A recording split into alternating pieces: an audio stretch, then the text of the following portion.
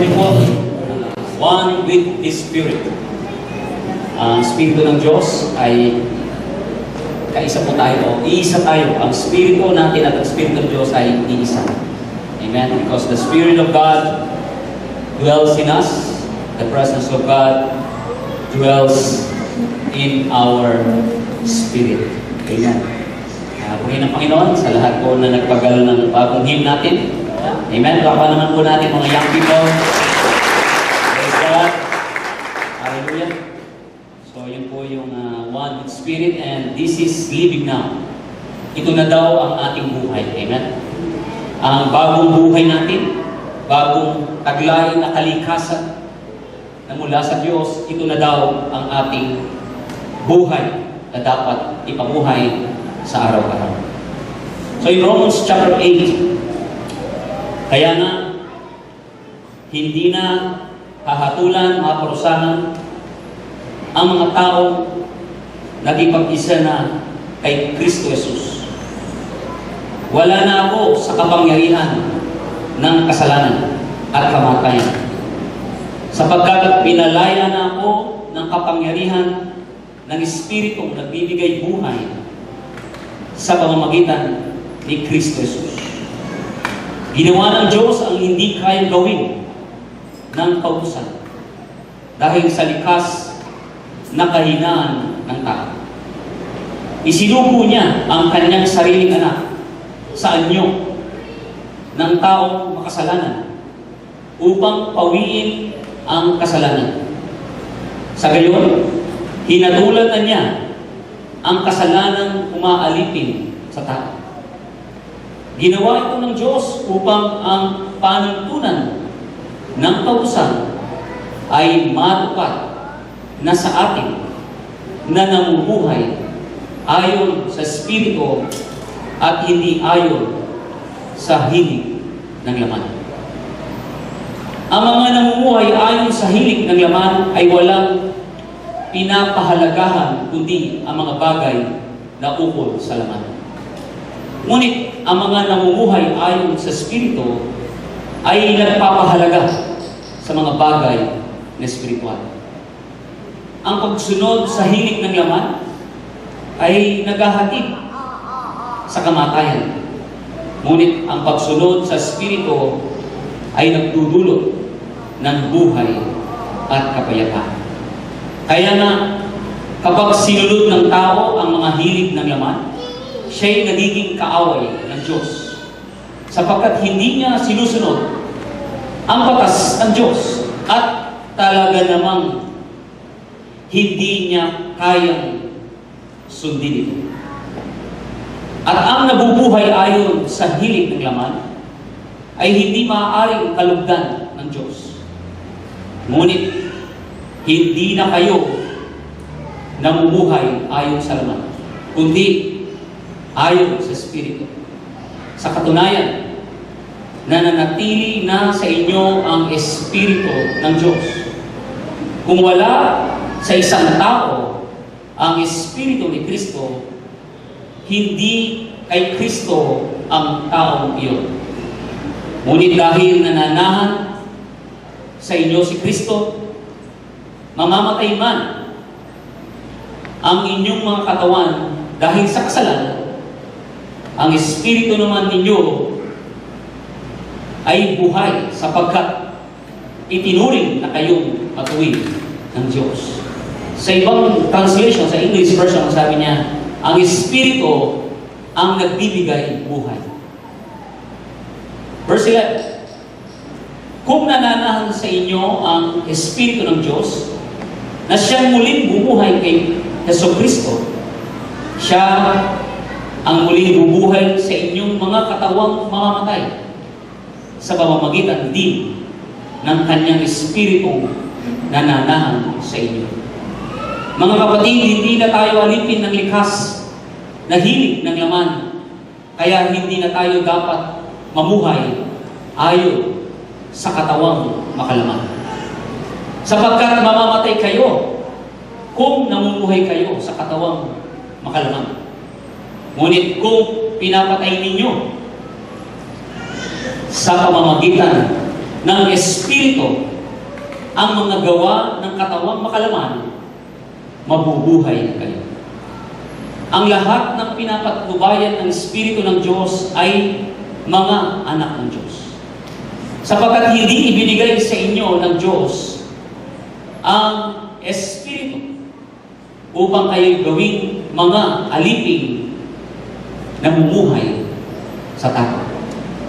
Sa halip, ibinigay sa inyo ang Espiritu upang kayo'y gawing mga anak ng Diyos. Kaya, nakatatawag tayo sa Kanya ng Ama, Ama ko. Ang Espiritu ang nagpapatotoo kasama ng ating Espiritu na tayo'y mga anak ng Diyos. At yamang mga anak, tayo'y mga tagapagmana ng Diyos. At kasamang tagapagmana ni Kristo. Sapagkat kung tayo'y kasama niya sa pagtitiis, tayo'y makakasama niya sa kanyang kalwalatian. Para sa akin, ang mga pagtitiis natin sa kasalukuyan ay hindi may ahambing sa kalwalatiang mahahayag sa atin balang araw. Amen. So sa ating pong napapag-aralan ng tao ay bumubuo ng katawan, kaluluwa at espiritu. So alam natin ang katawan, naunawaan natin ang kalikasan ng katawan, ang kanyang kakayahan, at ganoon din ang ating kaluluwa. Alam natin kung kailan tayo malungkot at kung kailan tayo masaya. Ramdam natin kung tayo ay malamig o mainit. So, ang dalawang bahagi ng ating katawan ay hindi natin ito may tatatwa sa buhay natin. We cannot deny it, that there is flesh and there is soul. At anuman ang nararamdaman ng katawan na hindi natin pinag-iisipan pa, na sinasabi natin, pag-isipan ko bukas kung ako ay malamig o mainit. No? Sige, bukas na lang, sasabihin ko sa iyo kung nasasaktan ang aking damdamin o hindi. But right away, you can tell, masasabi natin kung ano ang nararamdaman natin. Ano ang nararamdaman ng katawan? At kung ano ang nararamdaman ng ating kalooban. So we are aware and we know it. So hindi na tayo nag-iisip pa at hindi na natin ginagawang kinabukasan pa. But right away, alam natin kung ano ang kalagayan natin. Alam natin kung ano ang abilidad natin. Kaya minsan sinasabi, tell me who you are. Sabihin mo kung sino ka. At sasabihin natin, ako ay madaldal, ako ay tahimik, ako ay loner, no? Ako ay outgoing. So we can say, masasabi natin kung ano at kung sino tayo. But very rare that we can say that who we are in the Spirit. Hindi natin nasasabi when bahagi ng ating buhay ay ang Spirit. Hindi buo ang tao, ang pagkatao natin kung walang Spirit. Kaya nung ang Diyos ay likhain niya, ang tao may alabok at may kaluluwa. Subalit ang hingan ng Diyos, ang tao ay nagkaroon ng Espiritu at ang Espiritu ang pinanggagalingan ng buhay ng kaluluwa at katawan. So, my dear brothers and sisters, it's about time for us that we can say who we are in the Spirit. Na masasabi natin kung sino tayo in the Spirit, not only in the flesh, na hindi lang tayo nabubuhay sa kinapay. We are not only living by flesh and by soul. We have the Spirit. And in our spirit, sa ating espiritu ngayon, ikaw ay tumanggap sa Panginoon na siyang na-born again. You have now the Spirit of God united in your spirit. Ang Espiritu ng Diyos ay kaisa ng iyong espiritu. Kaya nga po, kung ikaw ay pinanganak sa laman, at yan ay laman, subalit ang sabi ng Bible, pinanganak ka rin sa espiritu. Kaya po, kung ano man ang kalagayan natin sa pisikal, ano man ang kalagayan natin sa kaluluwa, na kung saan we can depreciate it. May depreciate natin. Minsan, mayroon pong mga taong pagod dahil sila po ay, ang kanilang trabaho ay physical ang kanilang trabaho. Ang mga manlalaro, physical ang pinag-uusapan. Ang mga nasa construction, physical ang pinag-uusapan. Mabigat ang trabaho, sinasabi nila. Mabigat. Nakakapagod ang nagtatrabaho sa field, ang sinasabi po ng mga magsasaka. So, physical ang kanyang binabanggit. Pero sinasabi niya, napapagod. Yung iba naman ay hindi naman sila nasa field. Nasa opisina, nag-aaral, libro ang pinagtutuunan ng pansin. Pero ang sabi po ng nag-aaral, ang sabi po ng mga nasa opisina, sila ay napapagod. Wherein sila ay naka-aircon, naka-blower na hindi naman nakabilad sa araw. Ano ang sinasabi niya? Ang pinapatungkulan ng tao yan ay ang kanyang kaluluwa. Siya ay nabibigyan dahil siya ay nag-iisip. Siya, ang kanyang pinapagana ay ang kanyang kaluluwa. Tama mo ba yan? Kaya meron nasasabi rin na mabigat ang buhay. Eh wala naman siyang mabigat na dala. Dahil ang kanyang tinutukoy ay ang kanyang kalooban na siya ay nabibigatan at naiisip niya ang mga bagay-bagay sa kanyang buhay. Kaya, we can depreciate it. Meron namang mabigat ang kanyang trabaho, pero hindi siya napapagod. Marami sa atin ay yung mga naglalaro sa init ng araw, hindi sila pagod kahit sila yung pagod na pagod. Sila yung nag-e-enjoy. Di ba ba? Pero pagod sila. Pero they say that they are enjoying what they are doing. So, mga kapatid, yan po ang mga bagay na alam natin. Kaya kung anuman ang nagagawa ng katawan, anuman ang nagagawa ng ating kalooban, ang ating kaluluwa, anuman ang nagagawa ng mundong ito, sa buhay natin, ito po ay merong apekto sa buhay natin. Pero sabi nga ng ating binasa, kung ano ang ating pinapahalagaan, kung ang laman ang pinapahalagaan natin, at ito lang ang lagi nating iniisip kung sino tayo bilang tao, balang araw, ang lahat ng bagay nito na nagbibigay ng tagumpay, nagbibigay ng saya sa atin, ito ay umahantong sa kamatayan. Dahil nawawala ang lahat ng bagay na ito. Nawawala ang ningning. Nawawala ang lakas. Ang ating damdamin, ang ating feelings, ay tunay nga kung hindi ito napapanatili ng saya ng ating nakikita physically. Saya ng ating abilidad at lakas. So hindi ito napapanatili. Kaya my dear brothers and sisters, nawa po, pasimulan nating pahalagahan ang mga bagay na spiritual. Na kung saan ang spiritual ay permanente. And we have the Spirit. Huwag lang tayong mabuhay sa katawan, huwag lang tayong mabuhay sa tinapay, kundi mamuhay tayo ngayon sa spiritual. At ang spiritual ay totoo. Ang salita ng Diyos, hindi po palamuting salita. Hindi po mga magagandang salita. Kundi ito ay mga mabuting salita, magagandang salita, na ito ay pawang katotohanan. At ang sabi nga po, this gospel of God, too good to be true. No? Too good to be true, ibig sabihin, hindi ka panipaniwala.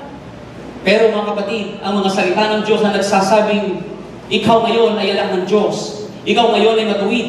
Ikaw ngayon ay pinagaling ng kanyang mga lakay na natamo doon sa krus ng Kalbaryo. Ikaw ngayon ay mayaman na kasama ni Kristo, na ikaw ay tagapagmana ng Diyos at hindi lang tagapagmana ng Diyos, kundi kasamang tagapagmana ni Kristo.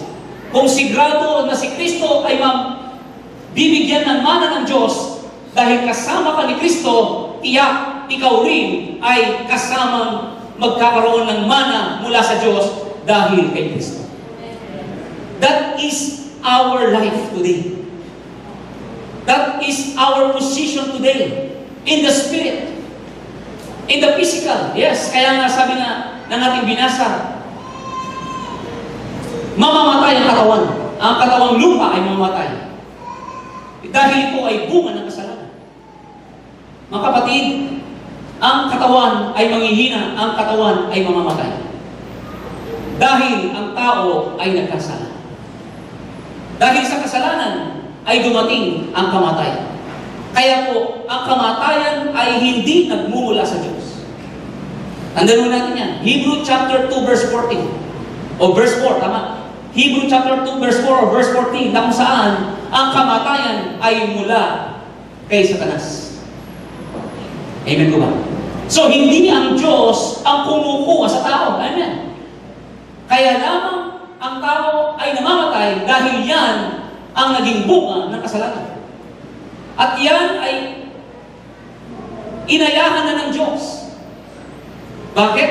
Kasi kung ang tao ay hindi mamamatay na nung unang panahon, kung ang tao ay kinain niya yung bunga ng tinapay, o bunga ng walang hanggan. Amen. Tree of life. Habang buhay na siya po ay naghihirap ang kanyang katawan. Kaya nga nung pinalayas ng Diyos ang mga tao sa hardin, hindi dahil pinarusahan sila, kundi nais ng Diyos na hindi sila tuluyang maghirap sa kanilang pamumuhay sa mundo ito. Dahil kung kinain nila ang tinapay o the tree of life, ang puno ng buhay, habang buhay silang maghihirap. Kaya nga po ang kamatayan ay pakinabang, sabi ni Pablo, dahil po ito ngayon ang tuluyang magwawakas sa ating kahirapan.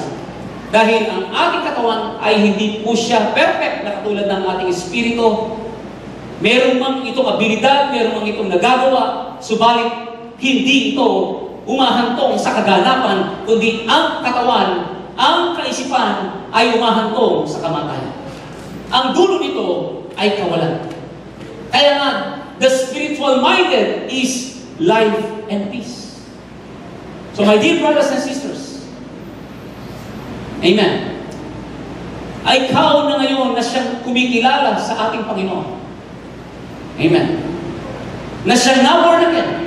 Mamamatay man ang ating katawan, hindi tuluyan na tayo hahantong sa kamatayan dahil meron tayong taglay ng Espiritu ng Diyos kung paano si Kristo dahil sa Espiritu ng Diyos siya'y namatay, subalit nabuhay na muli dahil sa Espiritu ng Diyos na nakay Kristo at ang Espiritu niyan na nakay Kristo na siyang bumuhay muli, yun din ang Espiritong bubuhay sa ating katawang lupa na siyang mamamatay. Kaya po, magiging perfect na po ang ating katawan at hindi tayo kailanman mapapawalay ng walang hanggan sa ating Diyos. Amen po ba? And that is our position. My dear brothers and sisters, amen po ba? Yun ang ating kalagayan.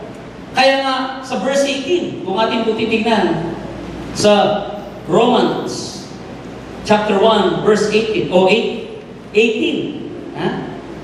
Okay? Romans 8:18.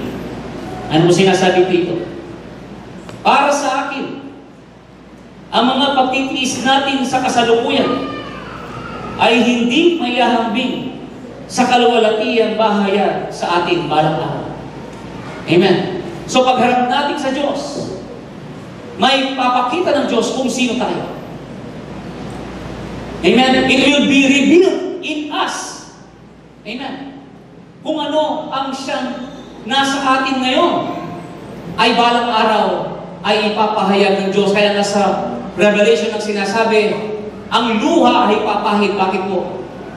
Kasi po kaya lumuha ang mga taong nandoon sa langit. Di ba wala nang pag-iyak? Umiyak sila sa langit dahil nakita nila kung gaano sila pinagpala ng Diyos.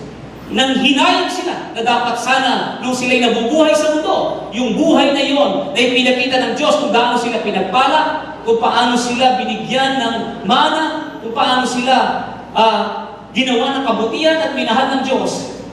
Kaya po napayak sila, ganun pala ang aking buhay. Ako ay isang anak ng Diyos, malinis, matuwid, banal, pinagpala, puno ng kapangyarihan ng Espiritu Santo, puno ng karunungan ng Diyos, puno ng nagpapapala. Yun dapat sana ay pamuhay ko.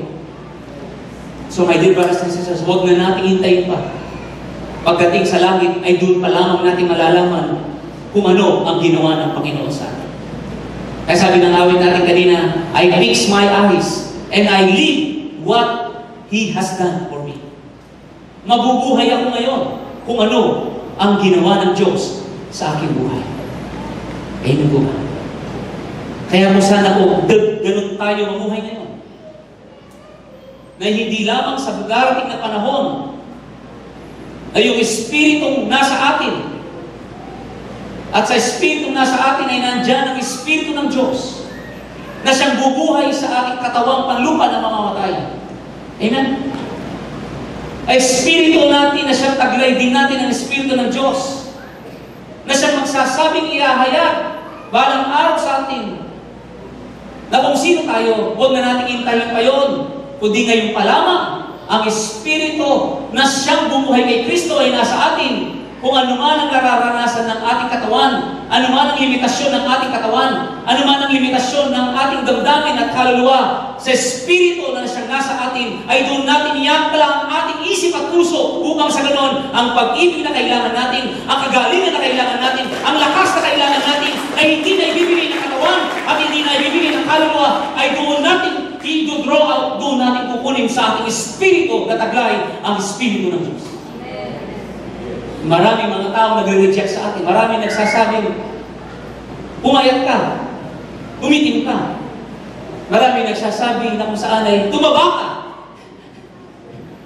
That's negative words. That's a judgmental in our soul. Tanga ka, hindi ka marunong. Maraming mga taong hindi na ibibigay ang gusto mo. Kahit anak mo siya, kahit asawa mo siya. Hindi na ibibigay ang gusto mo. Hindi na ibibigay ang kaganapang nais mo para sa buhay mo.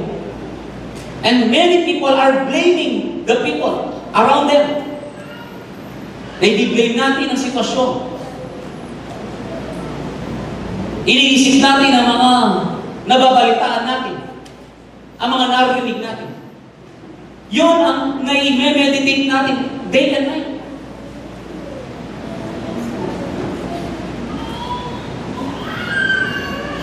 Hallelujah. And then, sinasabi natin, ganito kasi ang magulang ko. Ganito kasi ang anak ko. Ganito kasi ang boss ko. Mga kapatid, kaya po hindi tayo tuluyang napapasaya ng buhay natin. Kaya hindi natin tuluyang nakakamit ang katahimikan ng buhay. Hindi natin tuluyang nakakamit ang kaganapan ng buhay dahil tayo'y nakatuon sa mga bagay sa mundo ito. Nakatuon tayo kung ano magagawa ng pera, nagagawa ng tao. And these things are limited. Ang lahat ng bagay ito ay limitado. Kaya nga po iangkla mo ang isip mo at puso mo.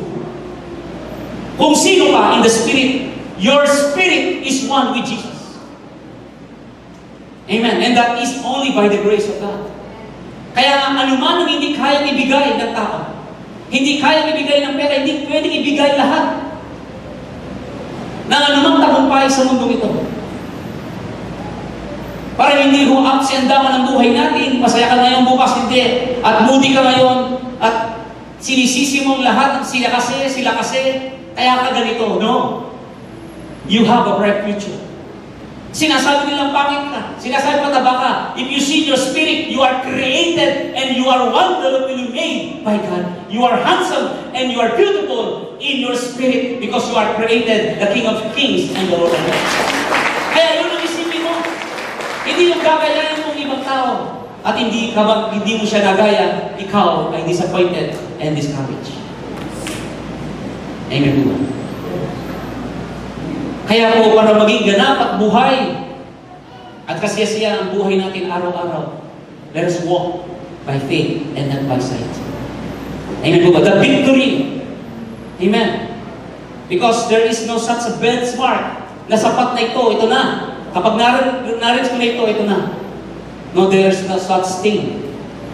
But if you see Jesus, His victory, His success in your life, tunay nga pong sapat si Jesus para sa ating mga buhay. Amen po ba?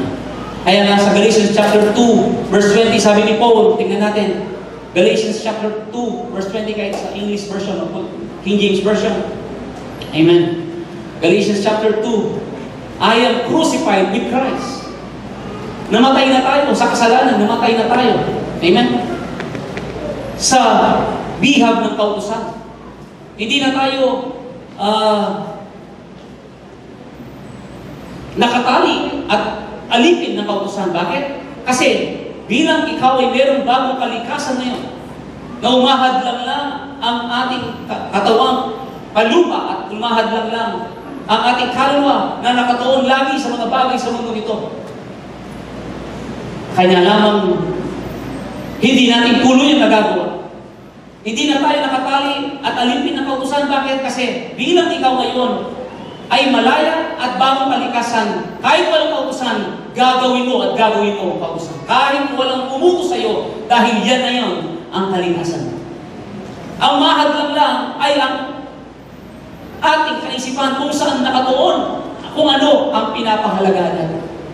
Kaya ang isang taong likas na tao, lahat po ng likas na tao ay magsabi ng Amen. Kalikasan mo na tao, ibig sabihin magsasalita ka. Yung parot, kahit nagsasalita, hindi yung tao. Amen. Tinuruan yung parot. Amen? Nandiyo ba tayo? Tinuruan. Pero ang tao ay hindi tinuturuan magsalita. Tama mo yan. Kusang magsasalita ang tao. Bakit? Kasi yon ang kanyang kalikasan. Ngayon, kung hindi man magsasalita ang tao, meron siyang problema. Amen po ba? Baka hindi ilalagaan ng gusto ang tao yun. Kaya po, ganun ang nangyari. O kaya naman nung say nasa sa pagpunan niya, ay may nangyari, kaya paglabas niya ay hindi siya nagsasalita. So may problema. Hindi dahil hindi siya tao, hindi tao ito. Kaya hindi siya nagsasalita, no? May problema. Kaya ikaw na tumanggap sa Panginoon, you are holy, you are blessed, you are healed, you are strong, you are powerful, full of joy, full of peace.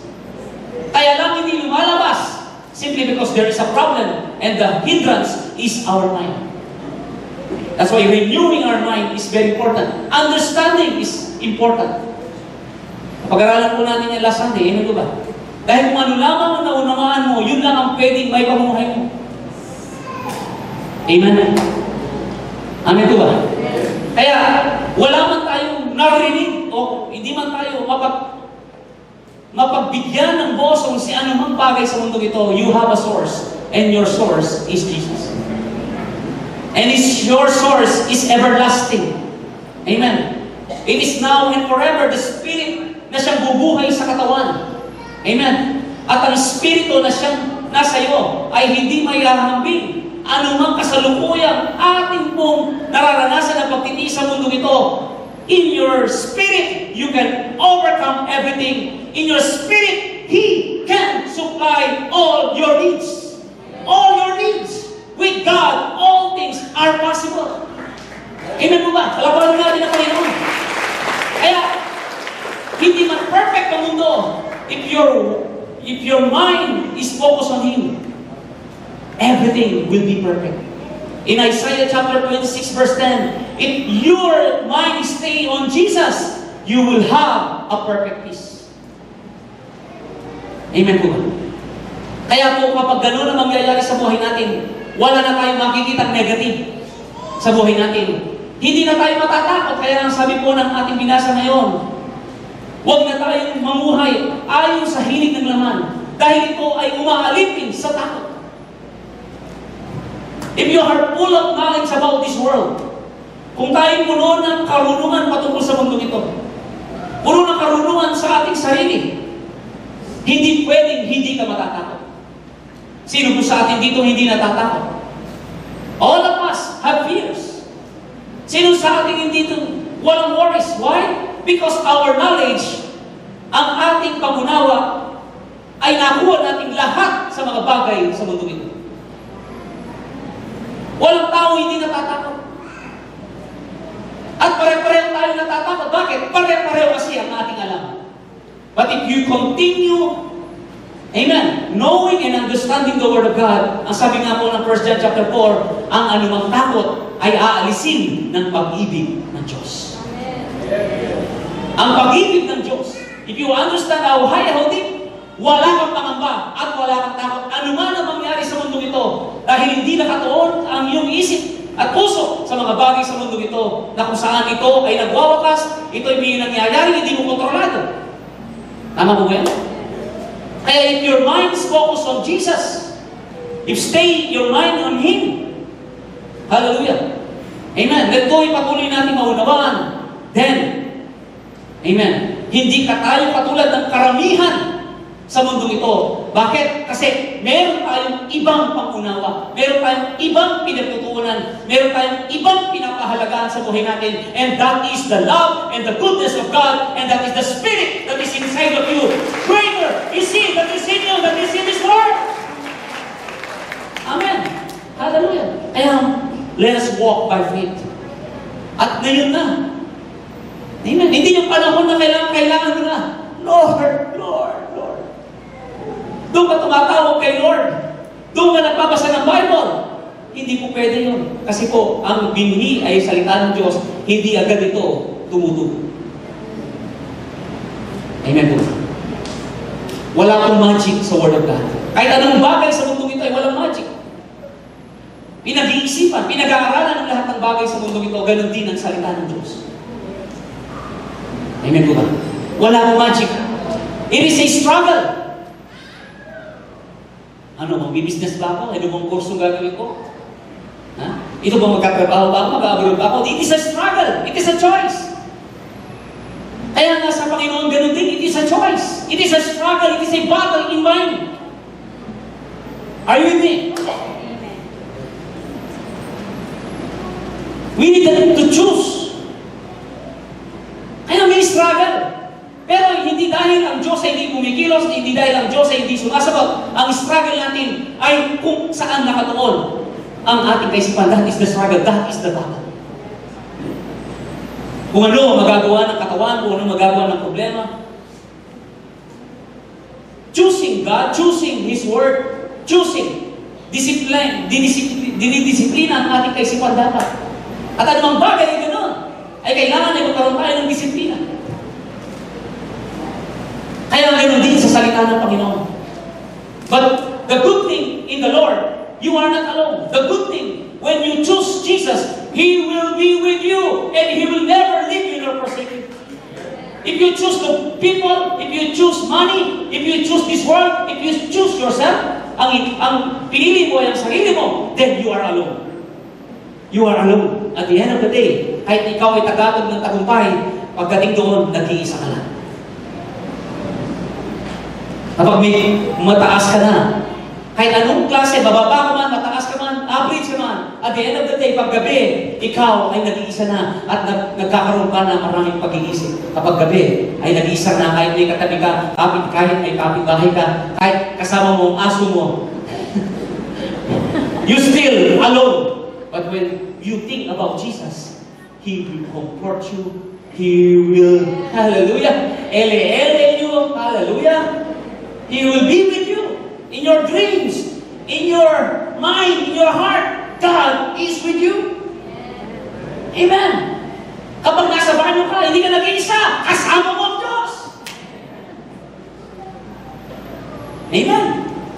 Galatians chapter 2, verse 20, sabi niya, I am crucified with Christ. Nevertheless, I live.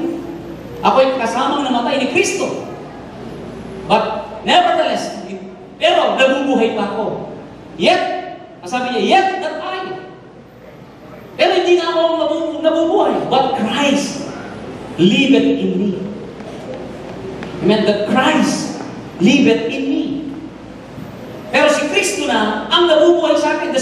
That Christ that is in my spirit. Amen. Hindi yung namana ko sa magulang ko. Hindi yung namana ko sa picture ko. Hindi yung namana ko sa mga ninuno ko. But Christ, kung ano yung naunawa ko ay Kristo, yun na ngayon ang ipinamumuhay ko, ang sabi po ni Mama. Amen po ba? Hallelujah. Christ, the life of Christ, the victory of Christ, the blessing, the favor, the peace, and the joy of Christ that is in me. Amen. Hindi tayo nakadepende dapat sa mga bagay sa nakikita natin. Talaga naman, kapag tayo nakadepende sa nakikita natin at sa mga tao, talaga naman, bukas, hindi ka na masaya. Ngayon, masaya ka. Next month, hindi ka na masaya. Marami kang hahanapin. But if you focus on Jesus and you live with Christ today, then you will have a perfect life. Not only in heaven, but also today, because the Spirit na siyang bubuhay sa atin, balang araw, ang sariling Espiritu na nananahan sa atin. That's why our relationship with Jesus is now and forever. Now, today, the salvation is today, not tomorrow, but today. Salvation is today.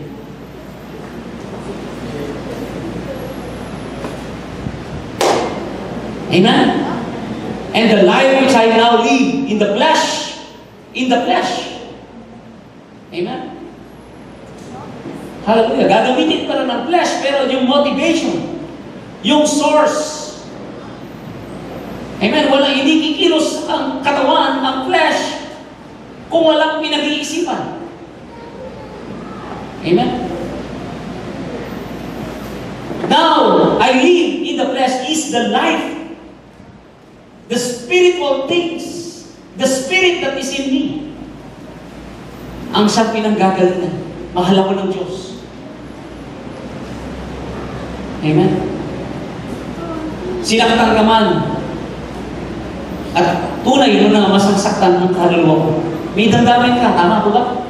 Hindi pwedeng hindi ko masaktan. Hindi, Kristiyano ko, hindi ako masasaktan.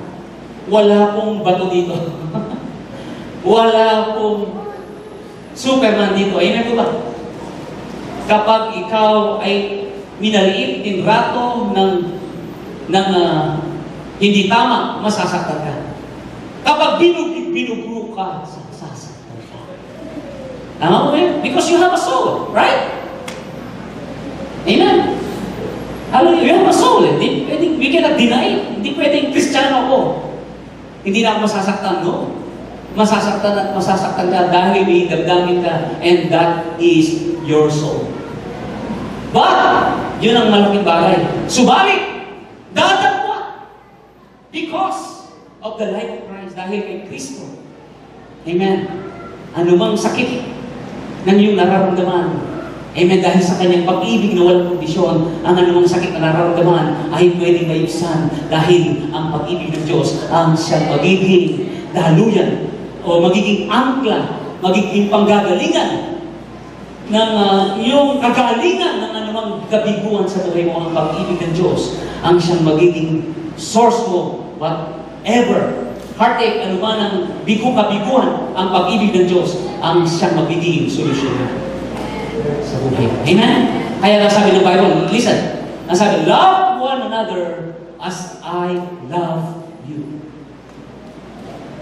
Okay? Amen? Magmahalan kayo kung paano ko kayo minahal.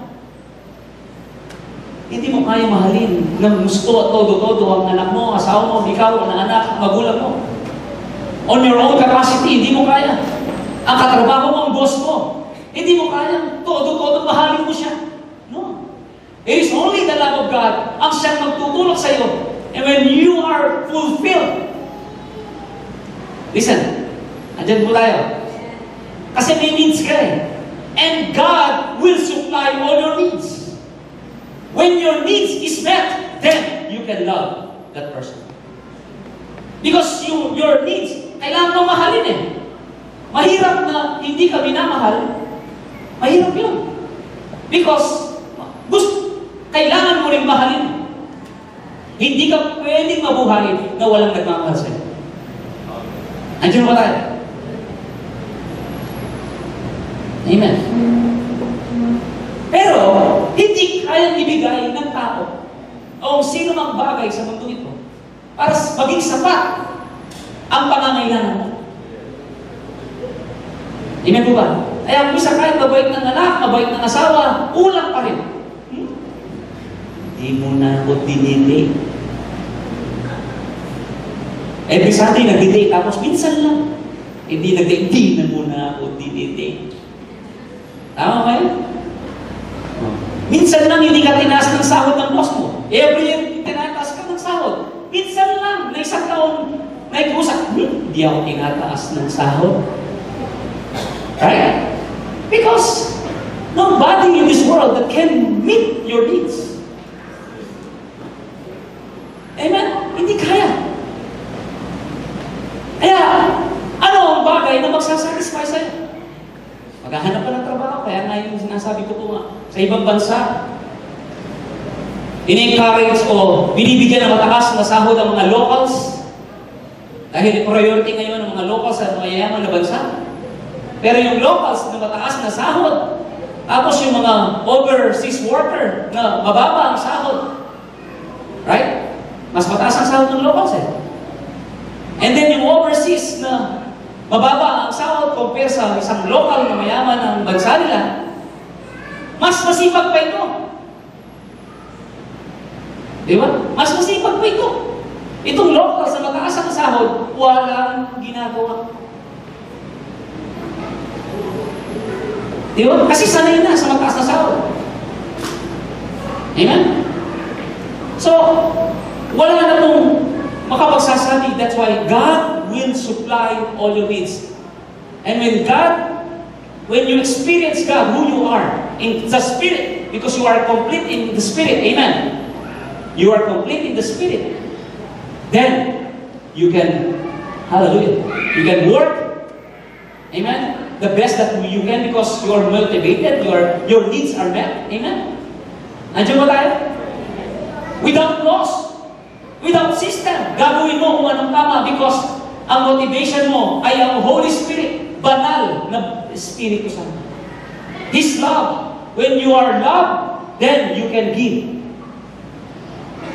Amen. Dahil bunga ng pag-ibig ay pagbibigay. You can give your time, you can give your life because your needs are met. Kaya nga yung pong sa Timothy, ang magsasaka, ang siyang unang kakain ng kanyang bunga. Hindi mo pwedeng i-share ang hindi mo naranasan. Amen. Kaya nga, ang pag-share ng gospel ay bunga lamang kung ano yung naranasan mo. Kaya ang isang magsasaka na siya nagtyaga, nagtiis, at nakain niya yung kanyang ani, then masasabi niya matamis siya. Are you with me? Amen? So, by faith of the Son of God who loved me and gave Himself for me. That's why you are more than conqueror who love you. Amen? Kaya mong ipabuhay ang buhay ni Kristo dahil ibinigay niya ang kanyang buhay sa iyo dahil minahal ka niya. Kaya napakahirap mamuhay na maka-Diyos, mamuhay ayon sa gusto ng Diyos at mamahalin ka pa lang niya. Are you with me? Nakakapagod po yun. Mamahalin ka pa lang niya kapag ikaw ay nagmahal sa Kanya. No. You can live and you can overcome. And you are more than conqueror, sabi nga ng Romans chapter 8, because Jesus loves you. And He first loved you. Siya ang unang nagmahal. Kaya mo siya mamahalin, hindi para mahalin ka niya. Nakakapagod po yun. That is doubt. Yun po'y alinlangan. Kapag lumapit ka sa Diyos at minamahal kita at nasa isip mo, mahalin ka pala niyan, that is doubt. But faith, ibig sabihin, faith is a substance, evidence that's seen. Ang pananampalataya ay isang ebidensya na hindi nakikita. Amen. Kaya kapag minahal mo ang Diyos, you walk by faith, meaning, kaya mo siya minamahal dahil minahal ka na niya. Bago mo pa siya minahal. And that is faith.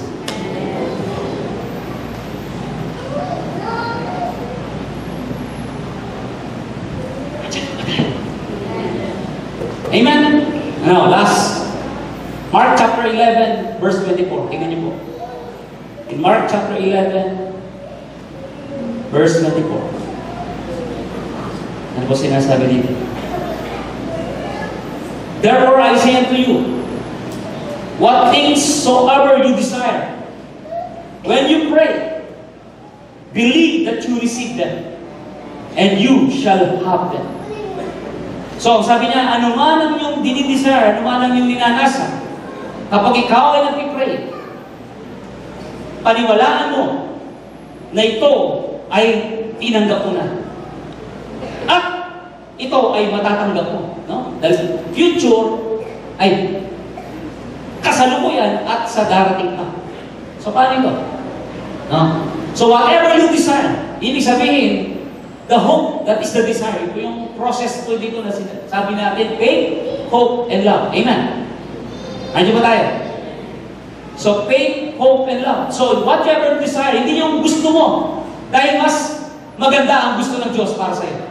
And ang bunga ng desire, delight yourself unto the Lord, and He will give the desire of your heart. And that desire ay mula sa Kanya. Bakit? Kasi you delight yourself.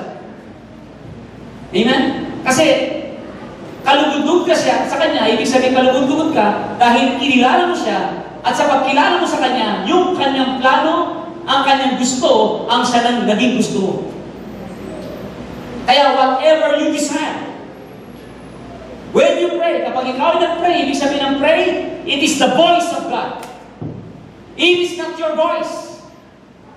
Kadalasan, alam nating panalangin ay ang sarili mo. When you pray, it is about the goodness of God. About His plans for you. Higit ang layunin at plano ng Diyos para sa iyo.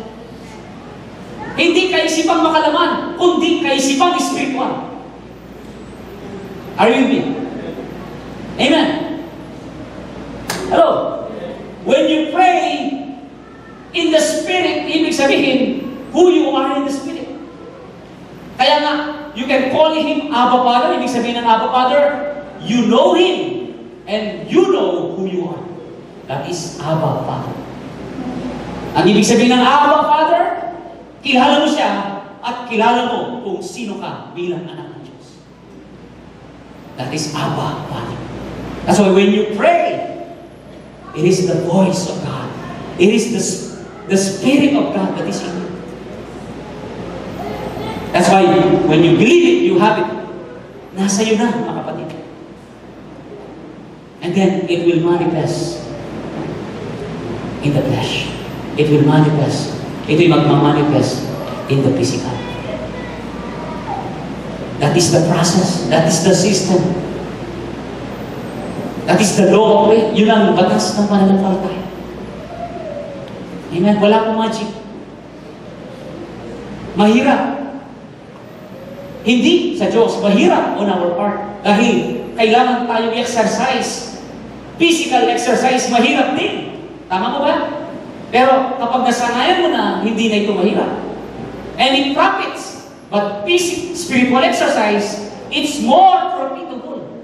Masigit na makinabang. At ang pag-i-exercise mo ay pinopokus mo ang binigay ng Diyos sa iyo. Pinopokus mo sarili mo hindi sa laman, hindi sa kaluluwa, hindi nararamdaman mo, hindi nararamdaman ng katawan, hindi yung lakas ng katawan, kundi ang lakas ng Espiritu mo, ang kapangyarihan ng Espiritu mo, ang joy, ang peace, ang blessing na nasa Espiritu mo ay doon mo in-exercise ang sarili mo. And then you can walk what you think. Amen. As he think himself, kung ano ang naisip niya sa kanyang sarili, yun ang kanyang may pamumuhay. Amen po ba? Hallelujah. Kaya kung anuman ang ating kalagayan sa katawan, kalagayan natin sitwasyon, at ikaw ay apektado nito, ibig sabihin na doon nakapokus ka doon. Hello, are you with me? And that's why let us learn to focus who we are in the Spirit. Kahit mahina ang katawan. Amen. Kahit ayaw ng katawan. Pero kapag ang kaluluwa mo ay nagdesisyon, susunod at susunod ang katawan. Amen. Amen. Pero dahil naririnig mo, matanda ka na. Matanda ka na. Ha?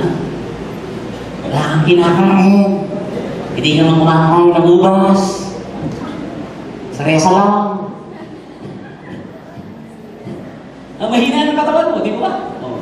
Listen. Oh. Tapos yun ang naisip mo, talaga namang tuluyan kang mapanghihinaan.